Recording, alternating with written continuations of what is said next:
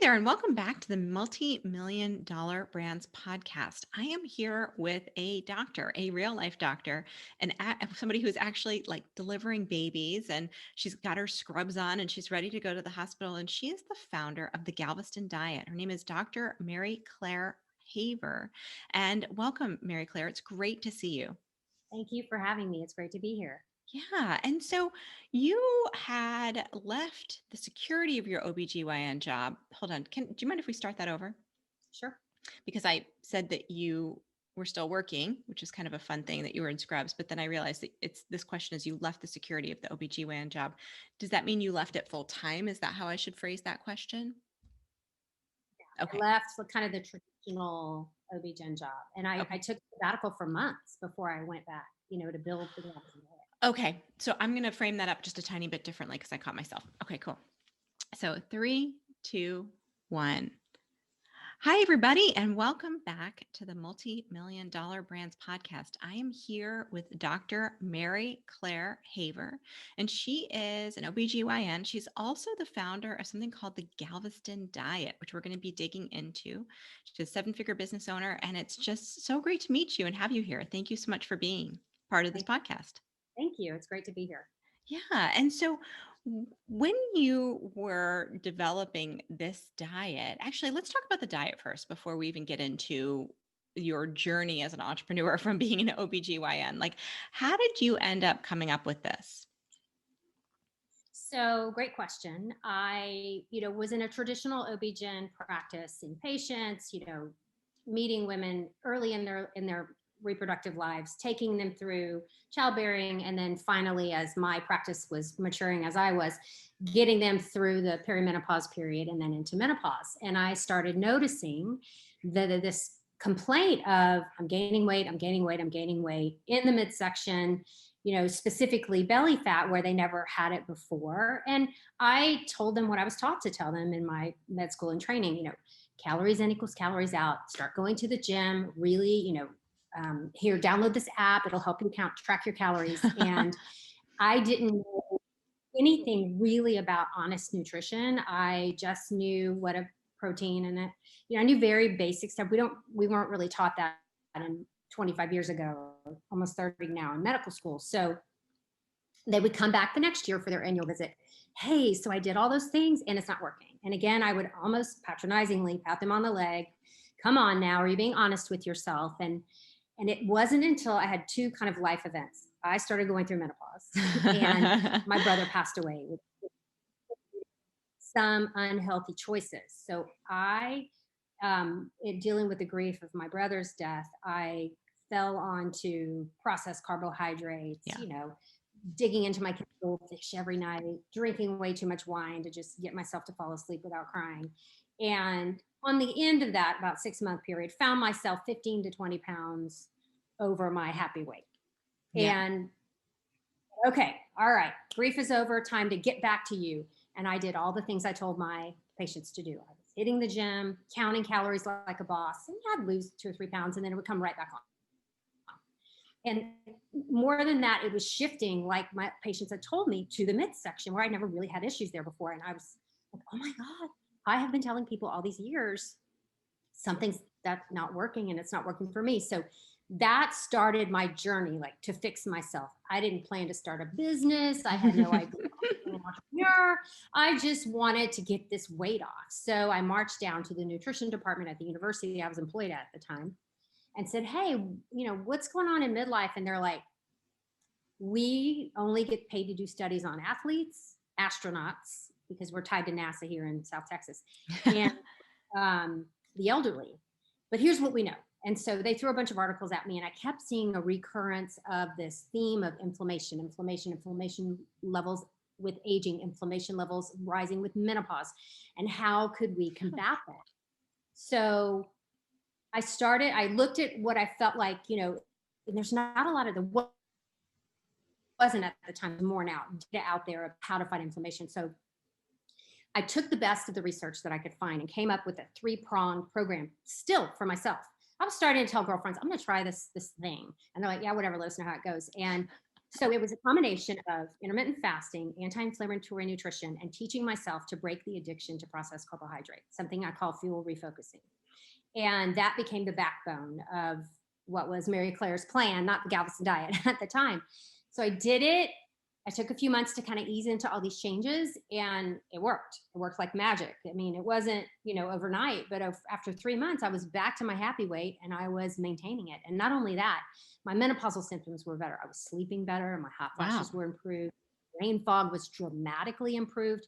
So then, of course, my circle of friends is like, hey, what are you doing? And I was like, well, so I went to Kinko's down the street and made copies of my little program and just started handing it out to my girlfriends. And literally it just grew from there. That's so That's how it started. interesting. So fascinating. And what I love about this story is that you didn't necessarily have this business plan. You didn't see this gap in the market, which that's a really viable way to start a business too. But you just went down to Kinko's and you made copies because that's what your friends were wondering about. And it's just fascinating to me to see businesses start this way, because I think for years there's people who are at major companies, major health institutions, major diet product companies that are sitting around the table trying to figure out what you did by running down to Kinko's and making copies for your friends. Like, why is it, do you feel like there is that disconnect for people who just are sitting around talking about it and somebody like you who's like doing it and figuring it out? I wish that I could say that I had this Machiavellian plan to, take over the diet space, or, it has been a work in progress. But here's the point. I knew, like, once my girlfriends, it took off for them. Once I started sharing it for free on Facebook, and like suddenly I had thousands of followers.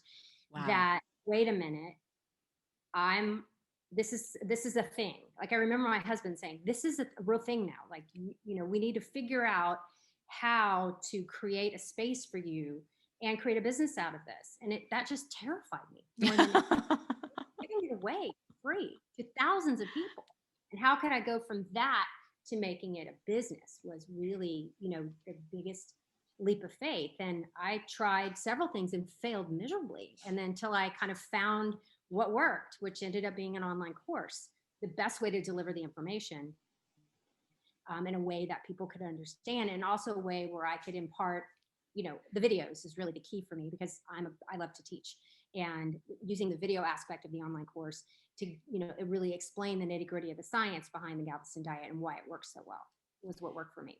So let's talk about what you tried that didn't work. So what didn't create that business result? And then let's talk about what you tried that did work. So I had built a following on Facebook based on the Galveston diet. I was asking for volunteers to try the program. I was fiddling with maybe making it a business one day, but I just wanted to see if it really worked. And I knew I had to get a lot of people to try it in order to see, like, X amount of people really like this. They're telling their friends. And so I did a full Facebook platform first, and I would do private groups where I would basically run them through the steps. And I ended up, subscribing to one of those posting software companies. I forget even what it's called now, but it just freed me up from every day having to sit there and post all the information. And it helped me develop a cadence of like what pace the information needs to be delivered in order to have the most people understand, and allow people to ask questions. It allowed a community to form. So I was like, this is something here. I've got something. We need a community aspect. I need a certain pace of how to deliver the information, and a way for people to share their results and their struggles, where you don't feel like you're alone. So how do I take that into something that's a viable business? So I got some advice. I belong to some physician entrepreneur groups, and I've been tiptoeing around those groups. And they said, hey, try an ebook. Okay. Tried an ebook. It was like an overnight bestseller. Wow. But it was 99 cents. Yeah. And it was kind of a teaser. And so, I mean, we sold a lot, but it didn't actually make any money. And by the time Amazon took their cut, I think I made 27 cents. So I'm like, well, that's not going to allow me to lose my job. Yeah. This is not working. And people were giving me feedback. This is so much more valuable. Like, this is not, and it was not the full program. It was just really a taste of it. So then someone else said, try the online course. And I said, okay. And so I took everything that I'd been doing in those Facebook groups and I basically just dumped it into an online course. And I reshot the videos because I was doing the videos live in the groups before, and just kind of threw it out there, and people bought it and it did okay. And so it helped me kind of scale there. And the nice thing about an online course is it's almost free to put one together. There's no, I don't have brick and mortar. I don't have overhead. I don't have inventory. I just have intellectual property basically. And so I learned there that is a very easy way for someone who's basically sharing information to start a business and make it viable. Yes. And being a doctor, you were coming from a pretty respectable profession, and it might have been difficult, I'm imagining, for you to even think about leaving that after, especially all those years of slaving away in medical school to, to presumably be a doctor for the rest of your career. Like, when did you start feeling that rub of like, my OBGYN Yeah. profession is bumping up against this In market opportunity? Definitely in my 40s, I realized, these hours are awful, and I'm getting tired, and I'm giving everything at work and everything for middle of the night deliveries, and I'm coming home and my kids were preteen age, and I realized I've got to be on board with them in their teenage years or this could go south. And if Wow. you're not happy with the way your kids are turning out, nothing in your life is going to matter. And so I'm like, how can I spend more time with them? And then my husband was working overseas, and he's only home 6 months a year. Oh my gosh. And in the institution I was in, there wasn't a lot of opportunity for me to not do exactly what I was doing and still get paid. So plus, the administrative burden has gone up so much in medicine, the burnout factor. I was definitely in burnout. Yeah. But for years, I mean, I come from basically entrepreneurs, a blue collar family, and my younger, I have 8 kids in our family and siblings, and I was the first one to like go to graduate school, and the first one to kind of, my sister is a nurse and has multiple degrees, and my younger sibling, my brother has a master's in engineering now, but he's younger.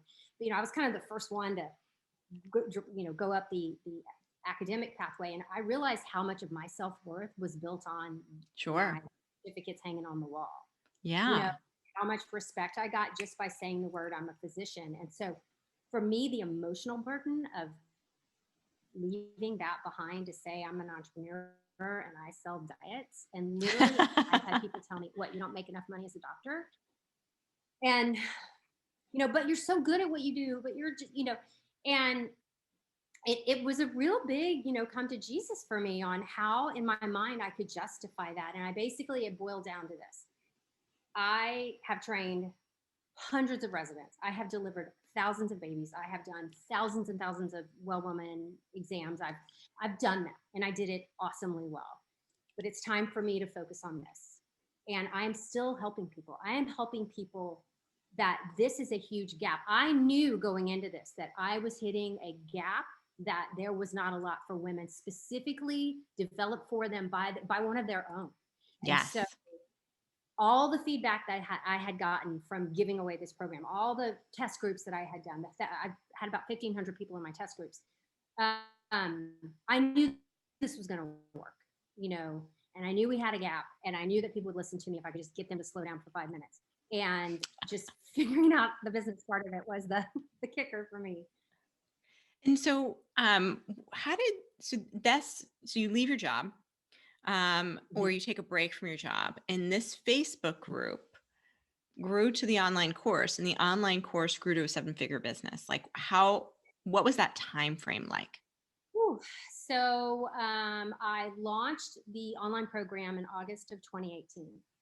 And by the end of, and so I made like $3,000 or $4,000, and I was like, and for those of you on audio, that was me making a little happy face. And so by the end of December, I was at $22,000. I had made $22,000 in 4 months, and I was like, this is amazing. Like if I had died right then, I would have felt like the most successful person in the world. So again, the first 4 months, no intention of leaving my job, no intent. This has not replaced my income, but I was just focusing on the positives. So I actually started, because I had such a big following on Facebook, tens of thousands. I decided, well, let me start doing Facebook ads. So I Googled, how do you do Facebook ads? Wow. I found a woman in Australia who taught a course on how to do Facebook ads. I took the 4-hour course and started playing around with it and got pretty good at it. And so that allowed me to stay basically out of the red the whole time I was scaling. So I initially scaled this business strictly on Facebook ads because I knew the market.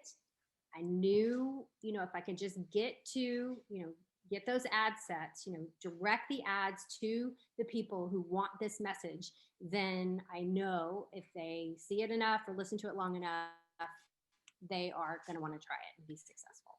That's amazing. So you're a physician who's self-taught Facebook ads scaled your course to 7 figures. That's like, I don't think I've ever heard of that. About a year into it, I had, then I realized that I had replaced my salary and things were going well, and I wanted to focus more on content. I did hire a company to help me with the ads. Yes. And they really helped me scale after that. That's so amazing. They were incredible. And we worked together every day. I was constantly texting or slacking back and forth. And and it's funny because their lead ad person, and I talked almost every day through Slack, and we just helped, scale and learn the market better. And it was great because we both learned so much through the process. So good. So is that your primary secret to having stayed in the black the whole entire time of growing your business? I think what I tell other physicians who are oh, sorry. So I talk to a lot of physicians, I give a lot of advice. And when I talk to other people who are wanting to build something based on sharing information, I'm like, look at the online course, think seriously about it. And if you want to repeat what I did, which is very repeatable, build a Facebook following, because my market is middle-aged women. Yeah. They're on Facebook. Okay. My market is not my kids. My kids are like, Mom, you need to be on TikTok. Mom, you need to be, Mom, you need to be on Instagram. And I'm on all those platforms now. But when I started, I knew where I was my own avatar. I knew where I spent my social media time and where I would fall prey to other people's advertising, And so I knew where I needed to start. Now, of course, we're 2.5 years into it, multi-million dollars. We have 45,000 students enrolled in the program. Wow. And so we reached out to Instagram. I have almost 100,000 followers on TikTok now. I have, Facebook, Instagram, Pinterest, and YouTube videos. So, we've grown, we've expanded, but I gave it away. I built a following. I tested, I tried, I tweaked, I got it exactly where I wanted it. Then I launched it into a business. So amazing. And what are some of the core pillars do you think that makes it just so different from other diets out there? I get this question a lot. One, I didn't know much about a lot of other diets before I did this. As physicians, we don't look at fads. Yeah. I've heard of keto. I'd heard of, I don't know, it's the one with the caveman. Paleo. But you get the food pyramid. So, but when I was just going straight for the medical literature, I was just going straight into research, not fads. And so for me, it's an anti-inflammatory approach to nutrition. That's what we focus on. Wow. The 3 core components all will dramatically decrease your inflammation. And that is what's changing with aging, and especially with menopause, and menopause for us, the cessation of your periods after 12 months, forgive me to the male followers out there, is menopause, average age 50. But perimenopause, the changes that get to that start, sometimes in your late 30s and definitely by your mid 40s. And so you're starting to see this inflammatory, your inflammatory levels start going up, and all of a sudden you're not sleeping as well. Things are aching. Your tolerance is down. Layer on a pandemic and teenagers and all the things as women we're going through right now. It's a lot for us to go through. It is a lot. And it's so fascinating that nobody has tackled this space before you got into it. It seems like the menopause market is a multi-billion market, and it is untouched. People are terrified of it. If you just go on Facebook and you look up menopause as a search topic, it's shocking how little there is out there. But if you would put in impotence, there's millions. It's something that makes people uncomfortable. They don't want to talk about it. And I think that's why I started my TikTok literally because my kids guilted me into it. Just were like, mom, mom, mom, okay, fine. And I've been on it 6 weeks and I almost have 100,000 followers. And people are like, thank you, thank you, thank you. I do 15-second informational videos on hot flashes and mood swings and oh my gosh. And 30 seconds a minute. TikTok limits how much you can talk. And let me just do this and see what happens. And it's just really exploded, I think. And TikTok is something you can watch in private. And so Yeah. the outpouring of thank you, thank you, thank you. No one's talking about this. I mean, it is, and my social media, my PR director keeps sending me articles now. Forbes is on it, like who's taking care of the menopause market. There's such a space here. These women have money still, and they are looking for help, and no one is talking to them. Very few people. Yes. Oh my gosh, that's so fascinating. So, as we wrap up, if you were to describe the secret to scaling to the multi-million dollar mark, what do you think it would be? Like in one word? Oh, intuition. Intuition. I knew. I had faith before I left. Yeah. And I knew these women are underserved. I sat with them, that's my 10,000 hours, is sitting face to face with women, one-on-one, listening to their problems, listening to their concerns, listening to what they've been told, what diets they've tried, and realizing none of it was working for them. And so I knew I had an opportunity there. Once I figured it out for myself, my girlfriends, and then our community, and it just kept growing, that this is something that would do well. And so even with the ups and downs in our entrepreneurship, the good days and the bad days, I've just kept going. So good.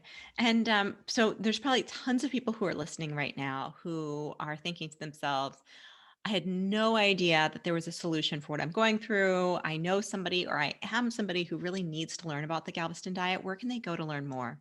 So lots of places. Our website, www.galvestondiet.com, that has lots of information about the program. Also tons of blogs, video links, and recipes for you to try. We have Facebook, Galveston Diet. We have Instagram, Galveston Diet. We have Pinterest, the Galveston Diet. And we now have YouTube and TikTok. And TikTok. Yeah, go watch Mary Claire Shake It on TikTok about your hot flashes. You are all welcome. So thank you so much for being here. I really, really appreciate it. And it's so great to see you doing so well with something that is really blessing so many people, particularly women and the families and the communities in which they serve, because I think it's a really important market to be able to empower with information and make them just feel better about themselves so that they can be of service to others. So really, really appreciate you being here. It's great to meet you. And I thank you so much. You're welcome.